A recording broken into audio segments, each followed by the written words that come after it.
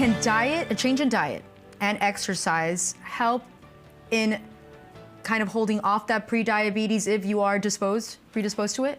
Absolutely. So you mentioned it earlier. When you look at prediabetes, you're looking at diet, exercise, and weight loss. Those are the three components of what we would target. And we're definitely going to talk more specifics of the nutrition in the next segment. But absolutely, diet refers to the food that you eat, but it definitely plays a role in what it is and how your body reacts. Each person's individualized, but regardless, we're looking at portions and we're also looking at the quality and the quantity of it combined, right? So it can definitely stave off. It's like medicine, for sure. Right.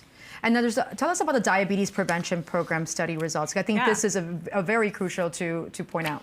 So the Diabetes Prevention Program was a landmark study that they did back in the 90s. There were 27 different centers that did it throughout the United States with 3,000 different participants. So the graphic that you're looking at is showing the end results after then follow-up at 3 years. But I'm going to go through each individual section because there were 3 different groups and they were randomized in how they were placed into these groups. The first group was the diet and exercise, and they received intensive intervention. What do I mean by that? Well, I'll tell you how they got the results in a minute. But then you have a metformin group and a placebo group. And so those groups with the metformin, they received the medication, which is a standard medication given in prediabetes or diabetes to help suppress the liver from overproducing glucose. They received 850 milligrams twice a day, and the placebo received twice a day, nothing, right? Placebo.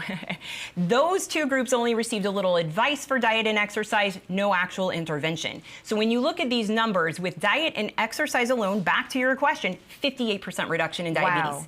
That, That's again, huge. It's remarkable. Just from those different lifestyle factors that we can change. With metformin, and then a little bit of standard advice, 31% reduction. And then in placebo, going back to now what they're showing here in the graph is actually looking in 3 years, how many of them and what percentage develop diabetes. So remember, there is some genetic link that we can't offset to a certain extent, but that's what those numbers are showing. And I can't draw out enough and lead to looking at the diet and exercise and talking about how they got these results, because if we know it, we should be teaching it and doing it.